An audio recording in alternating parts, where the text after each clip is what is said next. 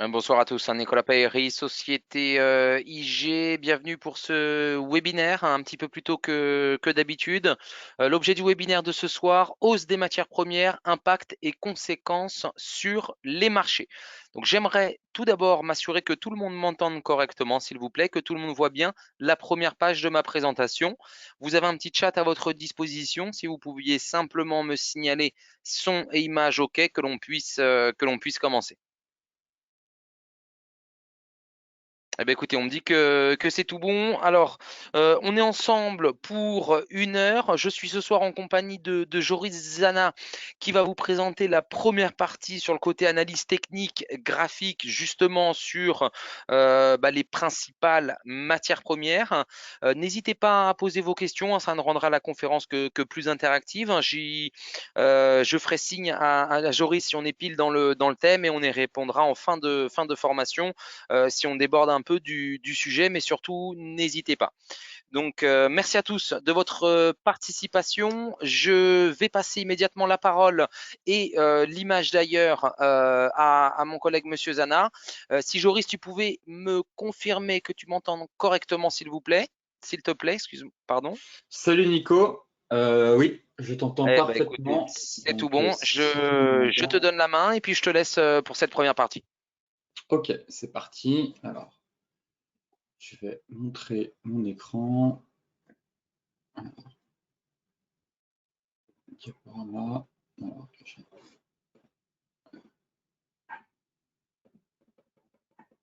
voilà. Donc, je vais partager mon écran avec vous. Parfait. Donc, normalement, tout le monde devrait voir mon écran avec comme graphique l'inflation américaine qui a atteint justement de nouveaux records pour le mois de mai. Alors, C'est tout bon de mon côté. ok, c'est parfait. Alors, bonjour à toutes, bonjour à tous. Bienvenue dans ce webinaire sur la hausse des matières premières avec les impacts et les conséquences derrière sur les marchés. Donc, pour commencer cette revue, on va faire un petit tour macro pour comprendre un peu pour comprendre l'impact justement un peu des matières premières sur l'inflation et quels sont les risques derrière. Et ensuite, on terminera avec une partie technique. On fera une revue de marché, un tour d'horizon technique sur le pétrole, WTI, le Brent, pourquoi pas le gaz naturel, l'once d'or. Et si vous avez d'autres actifs, eh bien, n'hésitez pas à me le communiquer dans le chat. Alors, comme vous le savez, on a une inflation un peu partout dans le monde qui devient incontrôlable, que ce soit aux États-Unis ou en Europe. La preuve, c'est qu'on a eu les données la semaine dernière et elles ne sont pas bonnes. En tout cas, les marchés s'attendaient à une stabilisation de l'inflation, voire même d'un pic de l'inflation, en espérant que le pic soit atteint. Finalement, on attendait 8,3 et l'inflation est ressortie à 8,6, ce qui fait que ça a causé des inquiétudes derrière concernant eh bien, le risque de récession, mais aussi sur les hausses de taux d'intérêt de la part des banquiers centraux et notamment de la Fed.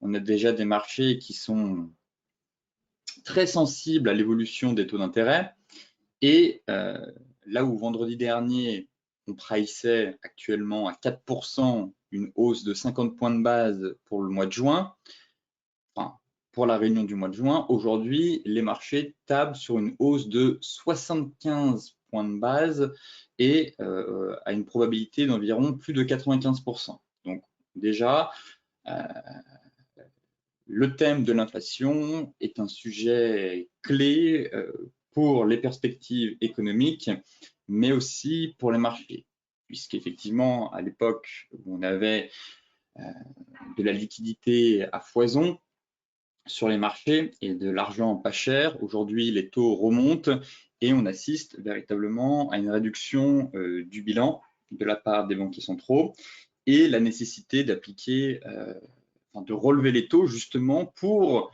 juguler cette inflation qui devient incontrôlable. Donc cette inflation, elle a été alimentée par plusieurs choses, que ce soit les problèmes d'offres, les goulots d'étranglement dans les chaînes d'approvisionnement, la réouverture liée au Covid, mais aussi et justement par la flambée des prix de l'énergie, que ce soit le cours du gaz naturel, la hausse des matières premières, avec notamment le pétrole Brent et le pétrole WTI, mais aussi l'invasion en Ukraine par la Russie, qui bien évidemment n'a pas facilité le repli derrière de l'inflation.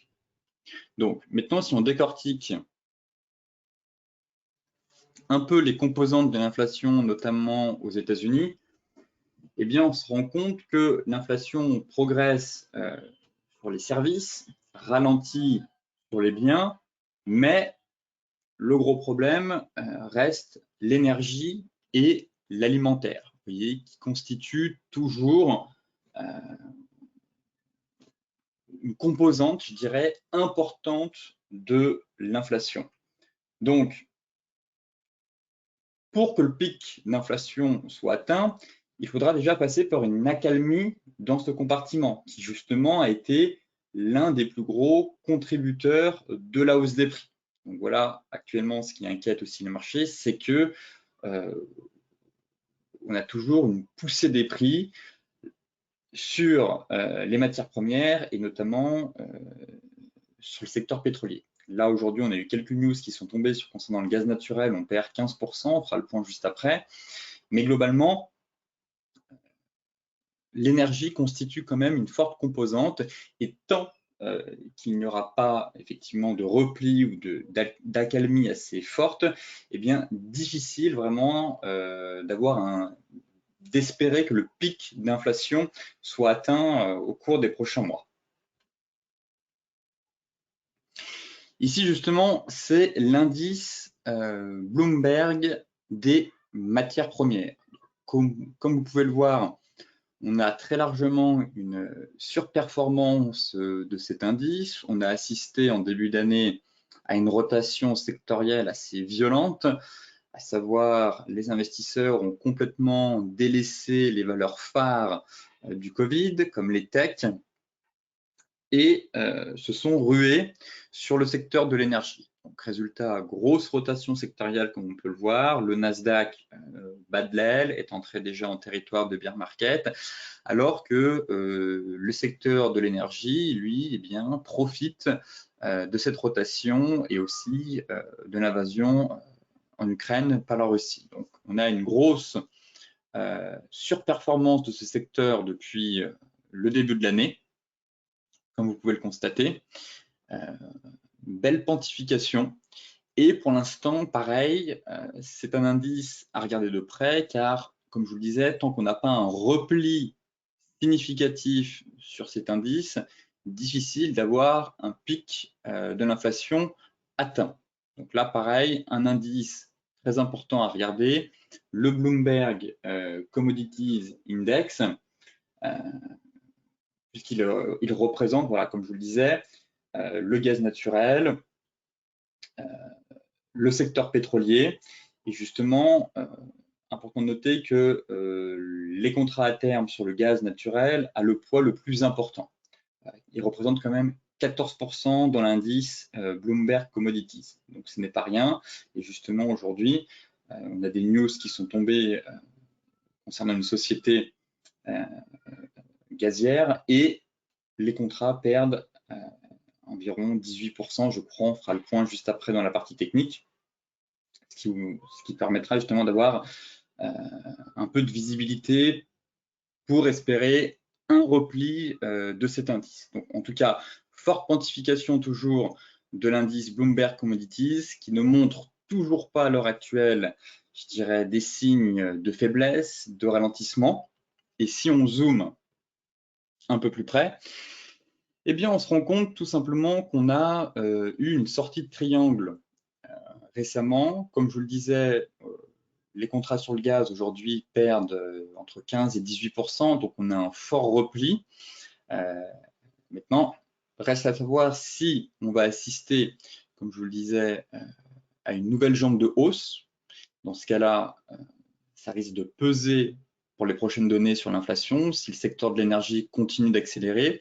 En revanche, si on a un fail breakout, comme je vous le disais, avec une fausse cassure de ce triangle et finalement derrière c'est amené à retomber et consolider dans un range, alors ça pourrait être une bonne chose pour les prochaines données sur l'inflation pour espérer qu'un pic soit atteint malgré en parallèle plutôt des mesures mises en place par les banquiers centraux justement avec le relèvement des taux d'intérêt pour justement juguler l'inflation.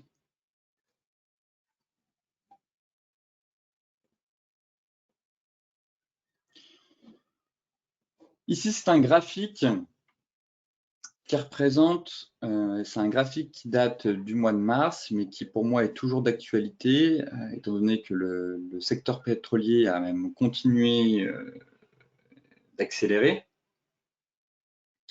Et ce graphique représente tout simplement les conséquences, je dirais, d'une envolée du secteur pétrolier. Donc déjà que la flambée des prix du pétrole, du gaz et des matières premières agricoles, que ce soit le blé, le maïs et le soja, a déjà eu un impact sur l'économie et les ménages. Ce phénomène s'est en plus accentué avec la guerre en Ukraine. Maintenant, les questions qu'on se pose, c'est est-ce que la forte hausse des prix du pétrole pourrait-elle conduire à une récession aux États-Unis? En fait, toutes les récessions ne sont pas entraînées par une hausse de 50% du pétrole, mais ce graphique suggère que chaque hausse de 50% du Brent, effectivement, a entraîné une récession au cours des dernières décennies, comme vous pouvez le voir. Donc là, effectivement, le baril de Brent, actuellement, il est même bien plus haut. On est aux alentours des 121 dollars. C'est un graphique, comme je vous le disais, qui datait du mois de mars, mais c'était surtout pour étudier voilà, les fameuses phases d'accélération haussière impressionnantes. Et effectivement, derrière, ça avait donné lieu à des récessions. Et c'est ce que craignent les marchés actuellement, puisque toute la difficulté pour les banques centrales, c'est de juguler l'inflation en relevant les taux sans provoquer un ralentissement économique trop violent qui pourrait derrière engendrer une récession économique dans le pays. Donc là, voilà ce que craignent les marchés. Et effectivement, les mouvements de panique qu'on a eus dernièrement s'expliquent justement par le fait d'avoir une politique monétaire trop stricte, trop agressive, notamment avec des taux, avec un relèvement des taux de 75 points de base. Alors, on avait quand même écarté ce scénario de côté. Aujourd'hui, voilà, l'hypothèse d'une hausse de 75 points de base demain n'est pas à exclure. Donc effectivement, si la Fed doit prendre à bras le corps effectivement le problème de l'inflation et procéder à des hausses de 75 points de base, ça pourrait effectivement pénaliser les ménages, mais aussi les entreprises derrière, et donc provoquer en plus un risque de ralentissement économique.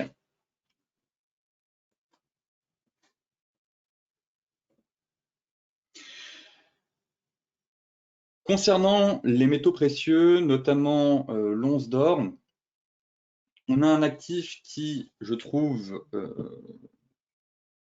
résiste plutôt bien, étant donné le contexte.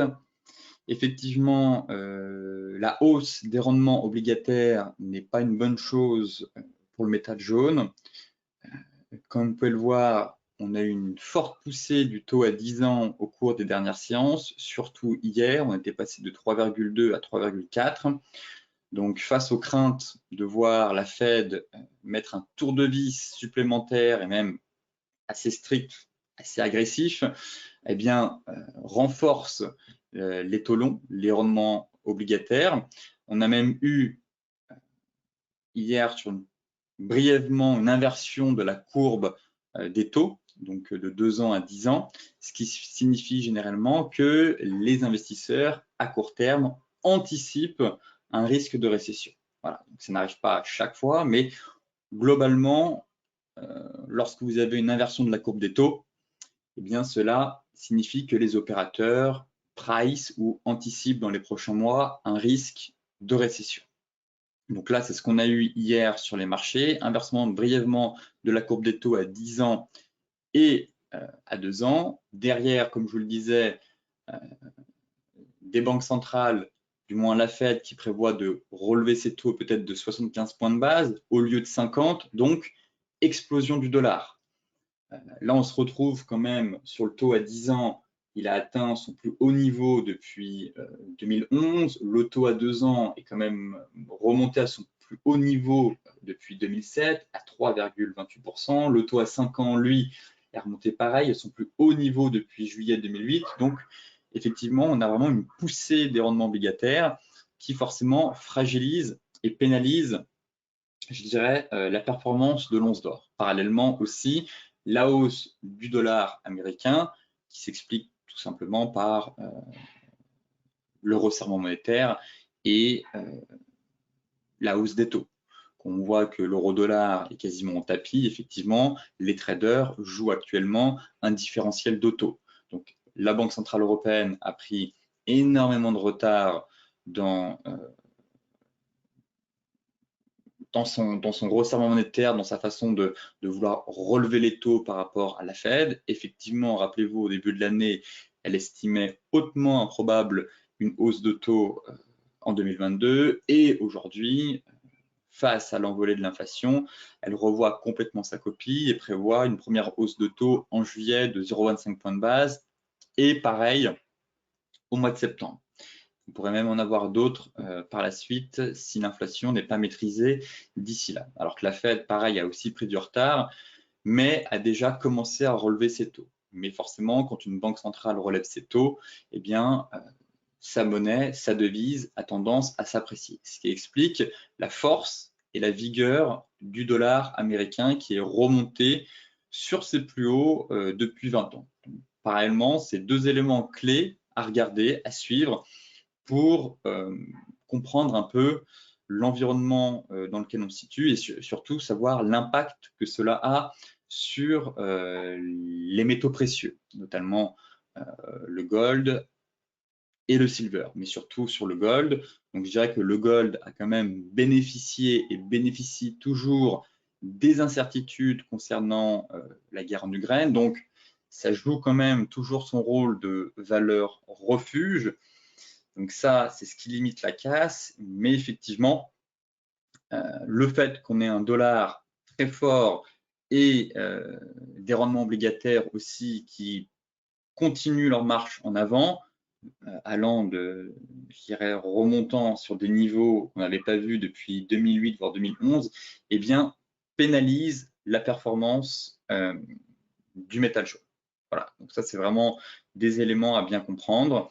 Après, effectivement, un autre élément, c'est que la stagflation, ça aussi, le problème, c'est que comme les banques centrales remontent très rapidement leurs taux, les rendements augmentent eux aussi très rapidement et donc difficile pour l'or de générer de la performance dans ce contexte, mais généralement, l'environnement de stagflation est un environnement idéal pour les métaux précieux. Donc la stagflation, pour rappel, c'est une inflation élevée et une croissance molle, voire nulle. C'est actuellement le cas. On a une inflation record aux États-Unis, du jamais vu depuis 40 ans, et peu à peu, au vu de la conjoncture économique, eh bien, on a l'OCDE, la Banque centrale européenne, bref, plusieurs institutions qui commencent à revoir leurs prévisions de croissance à la baisse. Donc, tout porte à croire effectivement qu'on pourrait commencer doucement à s'installer dans un environnement de stagflation qui serait logiquement propice au métal jaune. Donc maintenant que j'ai terminé ce point macro, on va tout de suite passer sur la partie graphique.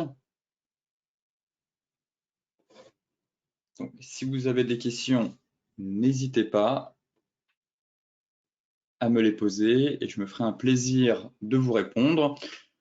Donc, on va commencer tout de suite avec le pétrole. Hop, je vais enlever ça. Voilà. Donc, on va commencer avec le pétrole. Alors, où en sommes-nous sur le secteur pétrolier?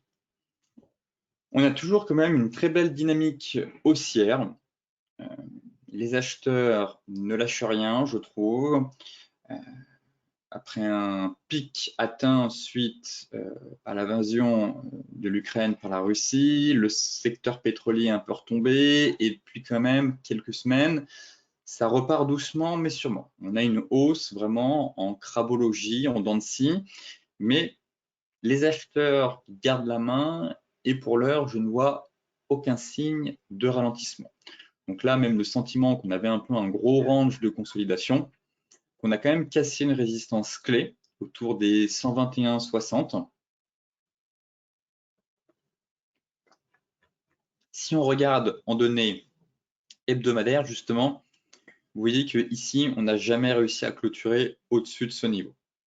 Donc pour moi, les 121,60, ça reste un niveau clé à franchir. On a toujours fait de l'excès haussier en données daily, mais finalement, à chaque fois, on a clôturé sous ce niveau. Donc en fin de semaine dernière, bon, c'était un peu limite, mais là, on a quand même une belle poussée qui pourrait, je pense, à mon avis, provoquer une nouvelle jambe de hausse en direction des 130 $ dans les prochaines semaines.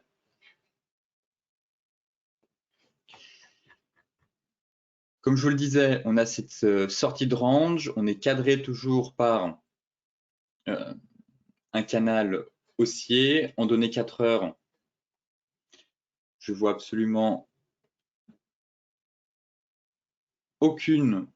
même aucun signe de ralentissement, de faiblesse de l'apport de marché, ni de chandelier de retournement. Vous voyez qu'on évolue très clairement dans un canal haussier. Donc, comme je dis souvent dans le briefing des marchés, c'est voilà, le premier signal d'alerte sur le pétrole Brent, c'est si on a une fausse cassure de ce niveau et qu'on réintègre violemment les 121,60. Effectivement, on aura une première dégradation et là, on pourrait commencer à avoir un repli. Mais pour l'heure, vous voyez que le marché est parfaitement soutenu par sa moyenne mobile 50, ça suit les cours, on est en train de casser les anciens plus hauts, donc des plus bas à des plus hauts de plus en plus haut, une tendance haussière, pas de chandelier de retournement sur l'unité de temps hebdomadaire, ni daily, ni 4 heures, bref, un marché qui monte de la force toujours et qui, selon moi, a les capacités d'aller chercher les 127 et les 130. Voilà, à court terme, c'est la cible que je vise. Certains stratèges et analystes de grandes banques visent un pétrole à 140 $. Pourquoi pas? Ce n'est pas impossible, mais à court terme, je dirais, voilà, on est dans un canal haussier. Pour l'instant, les acheteurs gardent la main et un objectif aux alentours des 130, 126 $ me paraît désormais envisageable. Bien évidemment, invalidation de ce scénario si les cours retombent sous les 120 $. Là, on aura quand même une réintégration de ce range et une cassure par le bas de ce canal et par conséquent, un risque de repli significatif derrière. Concernant le light, c'est la même chose. Pareil, on en travaille la même résistance, les 121,60. Donc on a un peu cette reprise un peu en soucoupe, une montée, je dirais, en crabologie, en dents de scie depuis plusieurs semaines, mais en soi, toujours pas de signal d'essoufflement du marché ou même de retournement. Donc on peut continuer à grappiller et à accélérer doucement mais sûrement en direction des prochaines résistances. Donc on a à peu près la même configuration que sur le pétrole Brent. Vous voyez qu'on a une belle oblique de court terme ici qui soutient les prix. On a vraiment une montée, je trouve, en dents de scie, mais les acheteurs sont présents toujours, des plus bas à des plus hauts, de plus en plus haut, signe d'une tendance haussière selon la théorie de Dow. On casse doucement mais sûrement des résistances. Par conséquent, voilà mes prochaines cibles que j'ai à court terme. Après, peut-être qu'on est dans un biseau. Vous voyez ici. Alors, on a peut-être une formation dans un biseau ascendant, mais on peut continuer à longer en crabologie et aller chercher les 126, puis les 130 avant de retomber, de sortir par le bas de ce biseau. Donc voilà la stratégie que j'ai actuellement sur le pétrole, qui selon moi est haussière, puisque pour l'instant, on n'a pas de signaux qui nous indiquent un retournement de marché dans l'immédiat, et potentiellement, voilà, une montée, une ascension à l'intérieur d'un biseau.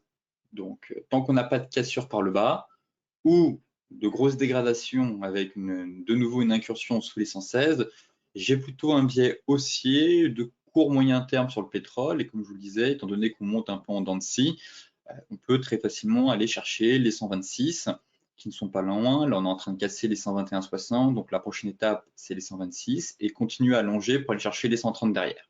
Et peut-être qu'après, on aura un repli. Mais pour l'heure, les acheteurs gardent la main. Hop, là, c'est la même chose. Je vais enlever les tracés que j'ai fait sur l'unité de temps daily. Donc potentiellement un canal, tout dépend de la poussée qu'on va avoir au cours des prochains jours. Là, on est en train de casser la précédente résistance, on est en train d'effectuer le pullback. Donc soit un canal haussier, comme je vous le disais, soit potentiellement un biseau. Voilà, donc là j'attends de voir, ici j'ai 3 points de contact. J'attends de voir si on va avoir une réaction sur cette oblique. Si effectivement on accélère la hausse, je partirai du principe qu'on a un canal haussier. Voilà. Et comme pour le Brent, première dégradation sous ce niveau. Voilà, là, on a un joli niveau de support, une belle zone de polarité. Pour moi, si le baril de WTI retombe sous les 118, casse ce niveau de support et effectue une sortie pour le bas du canal, alors effectivement, première alerte baissière et risque de correction un peu profonde derrière.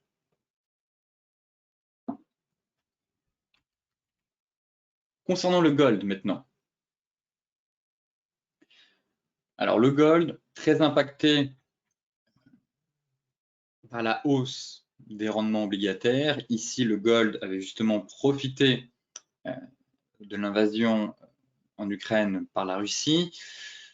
Valeur refuge, donc effectivement, les opérateurs se sont rués sur les métaux précieux, à savoir le gold et l'argent métal. Et derrière, on est tout de suite revenu sur le resserrement monétaire, la hausse de taux. Effectivement, vous voyez qu'ici, les marchés ont commencé à pricer cette fameuse hausse de taux de 75 points de base, qui, il y a de ça quelques jours, était absolument pas envisageable. Je vous disais, les marchés tablaient sur une hausse de taux de 75 points de base à hauteur de 4%. Aujourd'hui, c'est 95%. Donc effectivement, comme je vous l'ai expliqué en introduction, on a eu une poussée du dollar américain et une poussée des rendements obligataires, notamment le 10 ans, ce qui derrière a fragilisé l'ensemble des métaux précieux, notamment l'once d'or. Donc là, pareil, on reste sur, je crois on vient de passer dans le rouge, mais pas beaucoup. Voilà, depuis le début de l'année, on perd à peine 1%, mais pareil, pour vraiment libérer le potentiel haussier, il va falloir qu'on ait une accalmie sur le dollar et sur les rendements obligataires. Tant qu'on a une poussée du dollar et des rendements obligataires, difficile d'avoir une performance sur le métal jaune. Actuellement, même si je dirais qu'il joue son côté de valeur refuge à cause de la guerre en Ukraine, c'est pas suffisant pour générer de la performance. Il faut vraiment que le dollar faiblisse un peu et qu'on ait une détente derrière sur les taux. Pour l'heure, on a une grosse zone actuellement sur laquelle on pourrait retomber à surveiller, qui est ce fameux niveau ici de 2011. On a une belle zone de polarité aux alentours de 1790 et 1800. Donc là, j'estime qu'on est bien parti pour aller chercher ce niveau. Vous voyez qu'on avait un range de consolidation donné 4 heures. Voilà, depuis plusieurs semaines, oui, allez, 2 petites semaines, on avait un beau range de consolidation donné 4 heures ici. Et suite aux anticipations de hausse de taux de 75 points de base, on a eu une cassure par le bas de ce range, pullback. Vous voyez là, on tente d'accélérer à la baisse. Donc, rien n'est fait, on est sur des anticipations, tout dépendra encore des annonces de Jérôme Powell demain, mais là, au vu de la situation, j'estime qu'il serait déjà profitable d'attendre un peu avant de se positionner sur le métal jaune et surtout qu'on revienne un peu sur des niveaux clés, comme évoqué juste avant, à savoir la zone voilà, qu'on avait bien travaillé ici. On a une grosse zone de support aux alentours des 1795, 1700, 1800, 1790. Pour l'heure, on est aussi toujours dans un canal baissier. Donc là, effectivement, pour évoquer une reprise haussière, il faudra qu'on sorte par le haut de ce canal. Mais si on casse les plus bas ici, les 1800, on n'est pas à l'abri de venir une nouvelle fois chercher le bas du canal. Donc là, à surveiller, on pourra avoir un gros range de consolidation à venir sur le métal jaune entre 1800 et 1875. Donc là, si on part du principe qu'on a un range, j'estime qu'il faudra attendre un retour sur ce niveau pour tenter de nouveau des achats et espérer voir une rotation complète des prix vers la borne haute et surtout une cassure du canal haussier pour repartir vers les précédents sommets historiques. Car pour l'instant, voilà, on est limite, mais la tendance primaire est haussière, on a une tendance secondaire de latéralisation. Vous voyez, donc là, deux scénarios. Le premier, c'est de se dire qu'on a une grosse phase de stabilisation et que le marché va être amené à repartir derrière.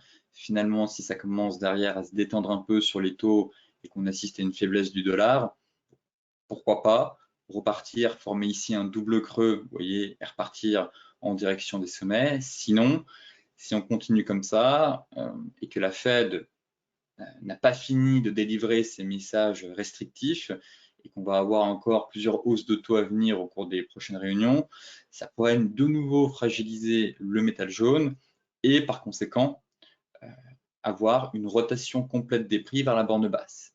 Et donc avoir un retour du métal jaune vers la borne basse ici aux alentours des 1690 $. Donc voilà un scénario de court terme que je vous ai présenté et un scénario de moyen long terme sur le métal jaune qu'il faut garder en tête. Maintenant, pour terminer, le gaz naturel, où on assiste quand même à une grosse chute, car effectivement, le prix du gaz naturel, en tout cas les prix du gaz naturel chute actuellement de quasiment 16% après que Freeport, le deuxième plus gros exportateur de gaz naturel liquéfié du pays, a déclaré justement que son usine, qui a été fermée la semaine dernière en raison d'une explosion, ne sera probablement pas de nouveau pleinement opérationnelle avant la fin de cette année. Donc, grosse usine et grand exportateur de gaz américain, ce qui fait que actuellement on a quand même une chute assez violente et comme je vous le disais, les prix du gaz naturel représentent quand même 15% de l'indice Bloomberg Commodities Index. Donc, effectivement, si on passe par un repli significatif sur les prix du gaz, peut-être que derrière, la composante de l'énergie pour les prochaines données sur l'inflation pourrait commencer à ralentir. Et donc, pic de l'inflation atteint pour les données du mois de mai, du mois de juin. Donc voilà un élément à prendre en compte. Donc là, effectivement, on est quand même sur un avalement baissier actuellement sur le gaz naturel. Hâte de voir quand même la clôture hebdomadaire. Pareil, hein, on voit qu'on a eu une très belle poussée et là, on commence finalement à retomber. Donc si on bascule en données daily, effectivement, on a une dégradation de la tendance. Je trouve. En tout cas, on est en train de casser un joli niveau de support.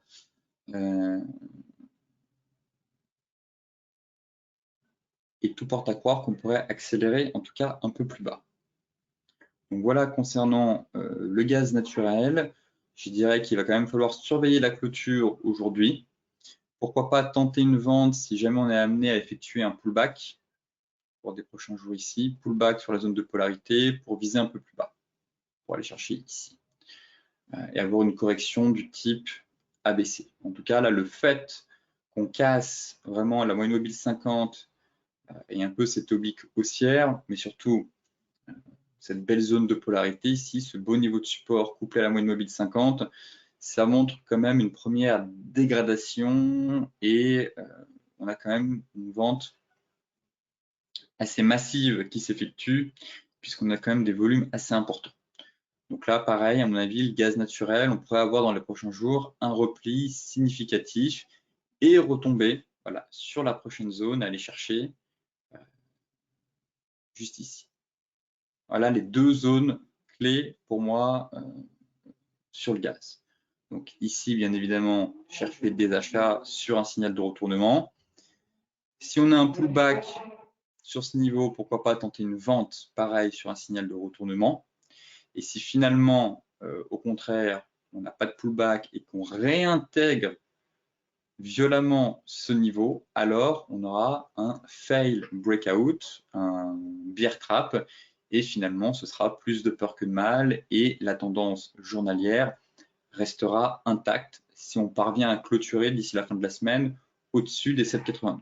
Mais là, pour l'heure, quand je vois la tête de la bougie, les volumes qui commencent à augmenter, je me dis qu'on est plutôt dans quelque chose d'assez important. On sent qu'on a en plus on a des éléments fondamentaux qui viennent appuyer le technique. Donc, tout porte à croire qu'on pourrait avoir un repli un peu plus conséquent et retomber sur le niveau des 6,33 dans les prochains jours.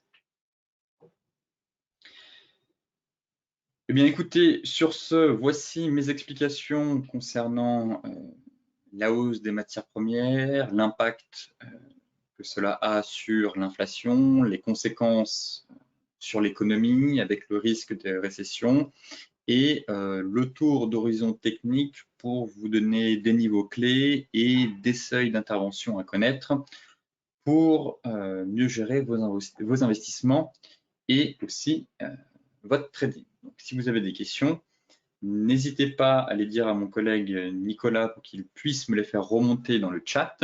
Sinon, eh bien, je lui cède le micro pour qu'il puisse vous faire des explications sur les turbos. Merci beaucoup, Joris. Pas de questions actuellement, hein, mais je vais reprendre la main. Puis s'il y a une question, je t'en ferai part, bien évidemment.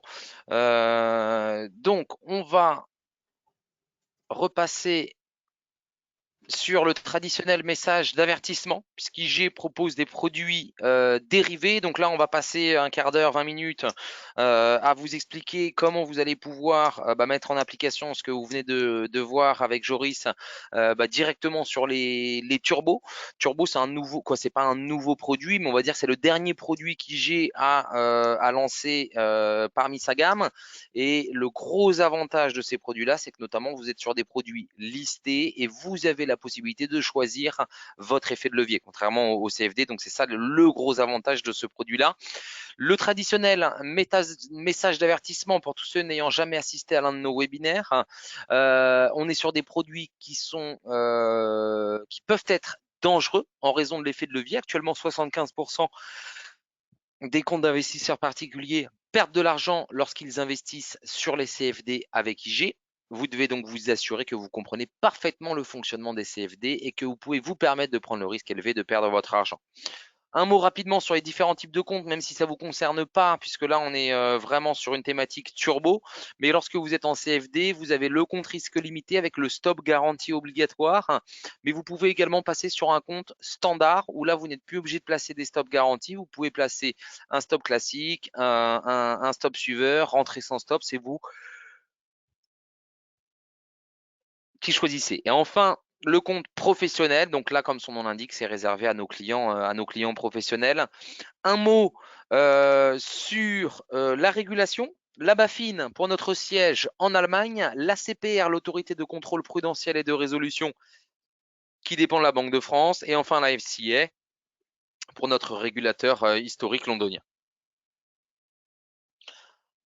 Un mot rapidement sur le groupe, coté à la bourse de Londres, plus de 300 000 clients à travers le monde, leader mondial de l'investissement en ligne. À Paris, la société a 45 ans et à Paris depuis maintenant une quinzaine d'années.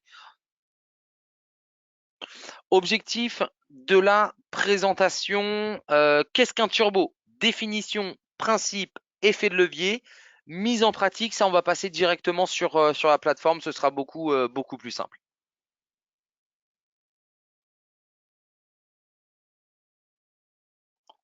Alors tout d'abord, la définition. Qu'est-ce qu'un turbo? Les turbos, ce sont des outils d'investissement listés sur un marché réglementé, d'accord? Donc vous n'êtes plus en OTC comme avec le CFD, qui vous permet de passer des ordres sur une gamme de marchés en maîtrisant votre effet de levier et votre risque sans avoir à acheter ou vendre l'actif sous-jacent. Ce sont des produits qui sont désactivés si le prix du knockout est atteint. Quand vous achetez un turbo, que ce soit un turbo call ou un turbo put, vous allez devoir définir un niveau de knockout. C'est le niveau qui va désactiver votre turbo. Vous choisissez librement le niveau du knockout, donc tout dépend si vous êtes plutôt un investisseur court terme, moyen terme, long terme. Tous les frais sont compris dans le turbo. Le turbo ne se traite qu'à l'achat. Ça ne veut pas dire que vous ne pouvez pas anticiper une baisse des marchés puisque vous pouvez être acheteur de turbo call ou acheteur de turbo put. Acheteur de turbo call si vous anticipez une hausse, acheteur de turbo put si vous anticipez une baisse.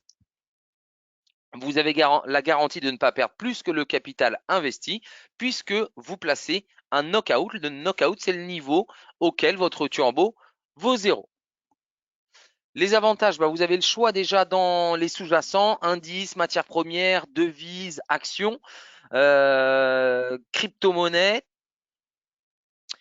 Effet de levier, choix du niveau du chaos, clôture à tout moment, cotation 24 de 24, donc vous avez une cotation sur le turbo même lorsque le marché est clôturé. Pas de frais supplémentaires, exécution du chaos seulement pendant les horaires d'ouverture du sous-jacent.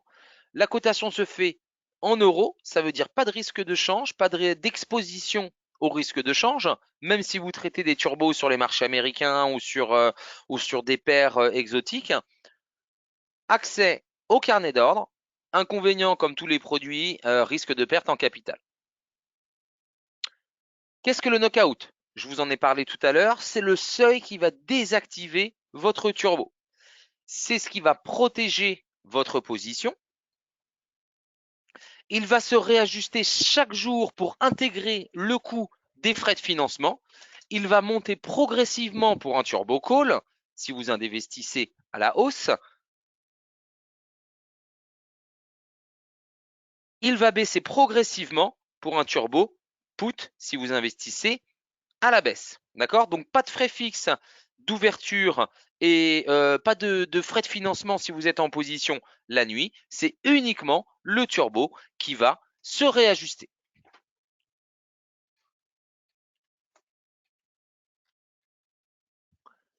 Le knockout, il est déterminé à l'ouverture de la position, c'est-à-dire que vous ne pouvez pas entrer dans le marché et ensuite placer votre knockout. Vous devez déterminer le knockout à l'ouverture de votre position dans le marché puisque c'est ça qui va vous permettre de déterminer l'effet de levier que vous allez pouvoir utiliser. Principe de cotation, c'est l'écart entre le cours actuel et le niveau du knockout plus la prime de risque. Il y a un multiplicateur qui va fractionner la valeur calculée ci-dessus. Paiement du prix du Turbo 24 à l'entrée en position. Vous ne pouvez pas perdre plus que le montant payé à l'ouverture de la position. Quand le KO est touché, votre turbo il vaut 0, il est désactivé.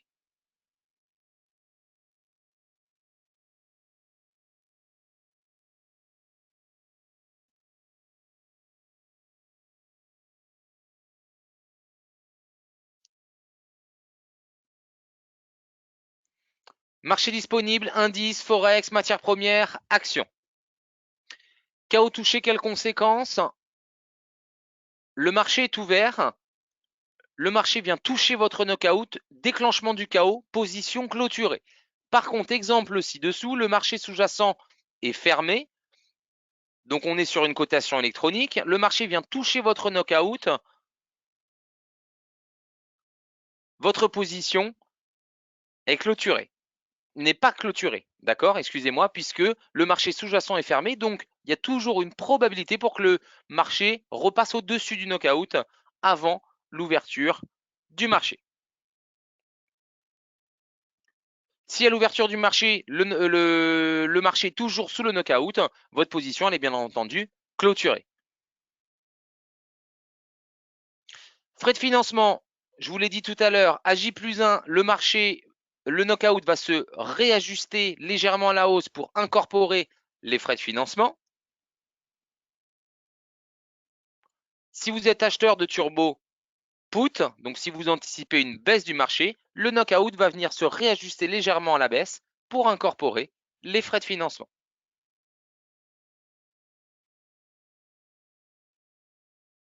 Réajustement du chaos se fait à 23 heures.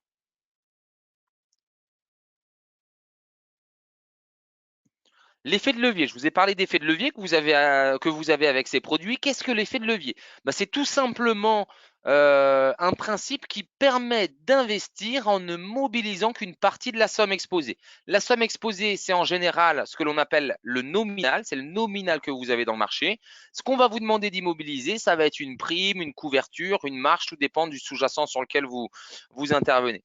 La définition du levier, c'est très simple. Le nominal divisé par la couverture ou encore la marge ou encore la prime. D'accord? Donc, vous divisez l'exposition globale que vous avez dans le marché par le niveau d'immobilisation que vous demande le courtier pour prendre la position et ça vous donne l'effet de levier. On va prendre un exemple sur le CAC. Vous décidez d'acheter un turbo sur le CAC qui cote 5496, niveau du knockout 5379. Vous payez votre turbo en 22. Le turbo il est décimalisé car le multiplicateur il est de 100. Pour notre calcul, nous devons donc prendre la valeur de 100 turbo. 1,22 fois 100, 122. D'accord? Donc, dans le marché, 5496, divisé par 122, on a anéanti le coefficient multiplicateur, ce qui nous donne un levier de 44. Vous avez une position qui vaut en réalité 44 fois plus que l'exposition que la couverture qu'on vous a demandé d'immobiliser. J'ai une position qui vaut dans le marché 5496. Mon courtier me demande d'immobiliser 44 fois moins, à savoir 122. Voilà comment vous pouvez comprendre l'effet de levier. Où trouver l'effet de levier sur la plateforme? C'est très simple, vous l'avez directement affiché quand vous choisissez votre turbo, donc quand vous choisissez votre knockout. D'accord? Pour la mise en pratique, on va passer directement sur la plateforme. Ce sera plus simple pour la compréhension que des impressions écran. Alors, vous êtes ici sur votre tableau de bord. Une fois que vous êtes sur le tableau de bord, vous avez ici compte démo la partie turbo. Vous cliquez tout simplement sur accès plateforme. Quand vous êtes sur votre plateforme, vous avez un onglet de recherche, soit par sous-jacent, par usine ou directement un screener. Vous avez également par sous-jacent, donc vous voyez matières premières, pétrole, le WTI, le brut Brent ou encore l'or. On va prendre position sur l'or. J'ajoute à l'espace de travail. OK? Une fois que j'ai ajusté à l'espace de travail, j'ai mon sous-jacent. Je peux choisir mon horizon de temps. Je peux ajouter mes indicateurs. Je peux dupliquer mon graphique. Je peux utiliser du Fibo, tracer des fourchettes de Gann, etc. Faire des tracés, faire ce que vous voulez, des supports, des résistances. Pour les tracer, c'est par ici. D'accord. Donc, vous faites vraiment ce que vous voulez sur le graphique. Une fois que vous avez fait ça, il va falloir choisir le sens. Est-ce que vous anticipez une hausse du marché ou est-ce que vous anticipez une baisse du marché? On va choisir la hausse. D'accord? Donc, j'achète un turbo long. Si j'anticipe une baisse, j'achète un turbo short. OK? Une fois que vous avez choisi le sens, il vous reste à choisir votre niveau de knockout. Voyez, l'or, il vaut 1811. Si vous choisissez un knockout à 1806, donc 5 points en dessous du cours de l'or, donc c'est assez un stop très très près, mais ce qui peut correspondre à quelque chose d'intéressant pour ceux qui vont faire du scalping, hein, pour ceux qui vont aller chercher 1 point, 2 points, 3 points dans le marché. Là, accrochez-vous bien, vous avez un levier de quasiment 300. Vous avez un levier de 270. D'accord? A contrario, quelqu'un qui va placer un knockout à 930 $ l'once, à ce moment-là, vous êtes sur un levier de 3. D'accord? Donc, vous voyez, tout dépend du niveau auquel vous souhaitez placer votre knockout.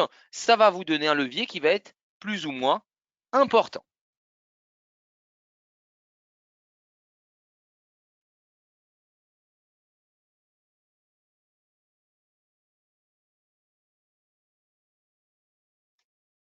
Alors, on va prendre un levier de 20. Vous voyez, 1724. On est sur une once d'or à 1800, 1810. Donc voilà, on n'est pas sur un knockout qui est tout proche. On clique dessus, ça nous supprime tous les autres niveaux de knockout. Vous voyez, je vous en ai pas parlé, mais vous voyez, vous pouvez également choisir votre knockout en fonction de données techniques. Vous voyez, si vous pensez qu'ici on est sur un support, bah, votre knockout, vous allez prendre celui d'en dessous. D'accord? Donc vous pouvez vraiment choisir en fonction de données techniques. Donc je reprends knockout 1736. Ah, j'en ai un 1711, ça va être plus intéressant. Voilà, 1711. D'accord? Là, j'ai cliqué, il ne me reste plus qu'à remplir mon ticket d'ordre. Pour remplir son ticket d'ordre, on choisit d'abord le type d'ordre. Le type d'ordre, ordre au marché, ordre à plage de déclenchement, ordre limité.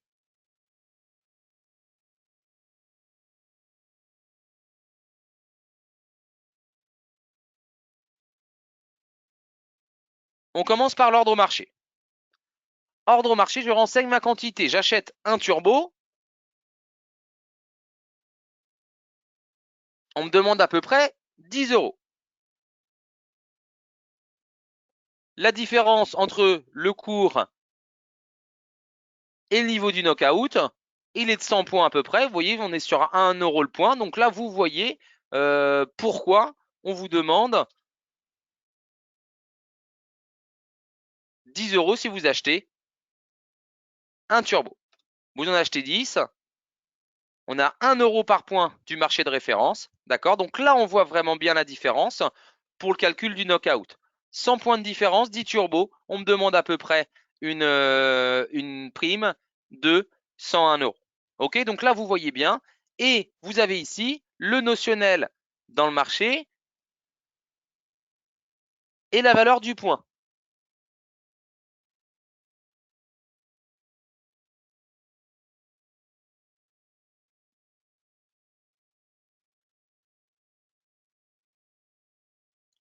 J'ai placé mon ordre. Je le retrouve ici directement dans la fenêtre position.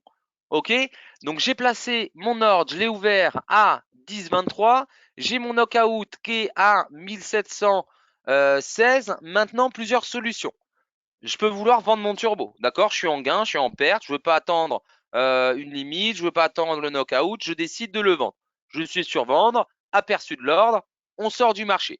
Je peux également vouloir mettre une limite. À ce moment-là, type d'ordre, ordre limité. J'ai ouvert à 10. Je vais mettre une limite à 12. 12, ordre valable jusqu'à révocation, aperçu de l'ordre, je clique et je me retrouve avec mon ordre limité. D'accord? Donc j'ai mis une limite sur mon turbo. Je supprime cette limite. J'ai toujours mon turbo que je viens de prendre. Ce que je peux faire également, c'est mettre un stop. Vous avez pu mis un knockout relativement loin, mais vous voulez sortir du marché un petit peu plus tôt. À ce moment-là, type d'ordre, stop. Niveau de stop, je le mets à 8 par exemple.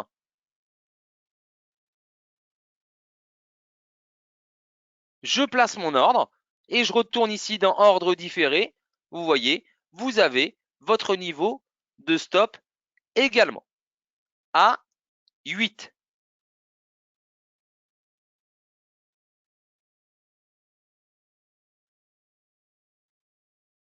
OK?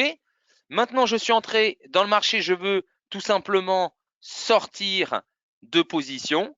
À ce moment-là, je clique sur vente.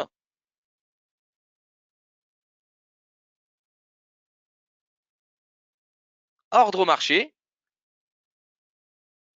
Et je suis sorti du marché. D'accord? Vous retrouvez votre historique ici au travers de la rubrique historique. On va refaire la même chose, mais si vous anticipez une baisse du marché,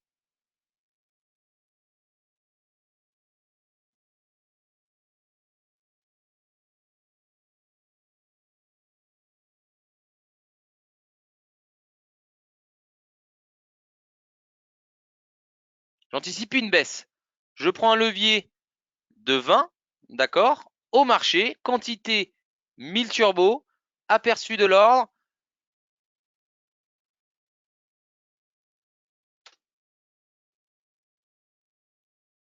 Je place mon ordre exécuté. OK? J'ai ma position ici. Donc short, j'anticipe bien une baisse du marché. Je veux vendre ma position, c'est toujours pareil, au marché. Je veux ajouter un stop sur ma position.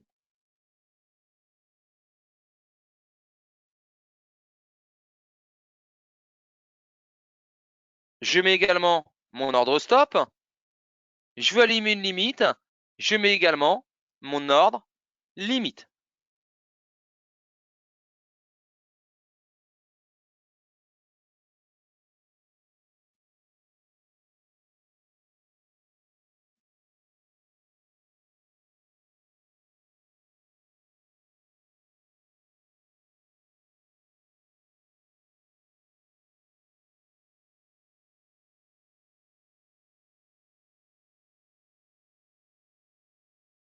Vous allez également, dernier type d'ordre, pouvoir placer des ordres à seuil de déclenchement, ordre à plage de déclenchement.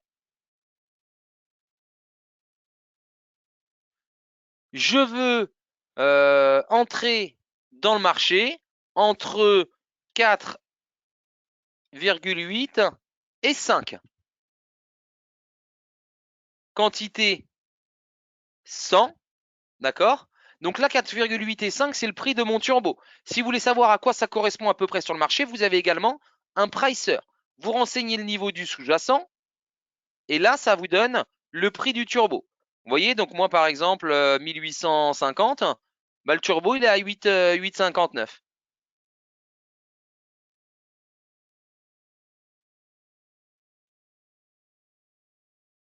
Entre 8,59 et,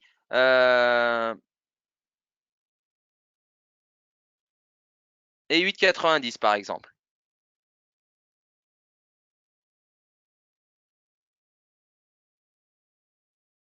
Et là, j'ai passé mon ordre. Au moins, mon ordre, il est figé. Je sais que je serai exécuté, peu importe les conditions de marché, entre tel et tel niveau. Vous voyez, vous le voyez en ordre différé, puisque là, on n'est pas entré dans le marché. Donc, si le prix de mon turbo vaut entre 8,59 et 8,90, eh ben, je serai exécuté. Pour supprimer, vous supprimez et vous êtes sorti du marché. OK? Je ne vais pas trop vous noyer d'informations. Vous avez accès à des comptes de démonstration, donc n'hésitez pas à passer des ordres voilà, fictifs pour pouvoir vous faire la main. On reste également à votre disposition au 01 70 98 18 18 s'il y a la moindre question. Merci à tous de votre participation à ce webinaire. Il est déjà 18 h, donc disponible jusqu'à 20 h si vous n'êtes pas encore client et 24 h sur 24 si vous êtes déjà client IG. Merci à tous, hein, excellente fin de journée. À bientôt, au revoir.